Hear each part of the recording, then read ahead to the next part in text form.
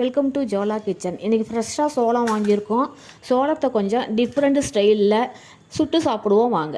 இப்போ சோளத்தோட ஒரு சோளம் எடுத்துக்கலாம். சோளத்தோட தோலெல்லாம் நீக்கிடலாம். இது சூப்பராக இருக்கும். இது மாதிரி செஞ்சு நீங்கள் சின்ன பிள்ளைலாம் சாப்பிட்ருப்பீங்கன்னு நினைக்கிறேன். நான் சின்ன பிள்ளைலாம் சாப்பிட்டது எனக்கு இப்போ இந்த சோளத்தை பார்த்தோன்னே எனக்கு வாய் ஊற ஆரம்பிச்சிட்டு. இப்போ இதை வந்து சுட்டுக்கலாம்.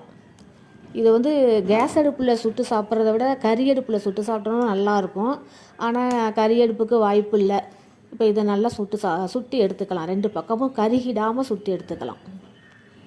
இதெல்லாம் சின்ன பிள்ளையாக இருக்கும்போது சாப்பிட்டது. இதை பார்த்தோன்னே எனக்கு சின்ன பிள்ளை ஞாபகமெல்லாம் வருது.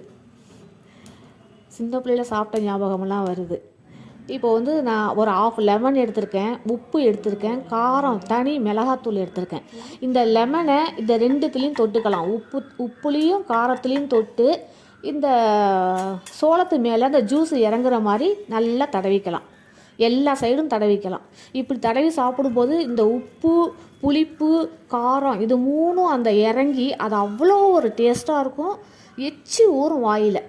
சூப்பராக இருக்கும். அது அந்த கேப் இருக்குது பாருங்கள், அந்த நீளமாக கேப் இருக்குது பாருங்கள், அந்த கேப்பில் இறங்கி அவ்வளோ டேஸ்ட்டாக இருக்கும். இதை நான் பாதியை சாப்பிட்டேன். சூப்பராக இருக்கும் பாருங்கள். இது மாதிரி ஒரு நாள் நல்லா ஃப்ரெஷ்ஷாக சோளம் கிடச்சிதுன்னா இது மாதிரி வாங்கி செஞ்சு பாருங்கள். இந்த வீடியோ பிடிச்சிருந்தால் லைக் பண்ணுங்கள், ஷேர் பண்ணுங்கள், சப்ஸ்கிரைப் பண்ணுங்கள். நன்றி.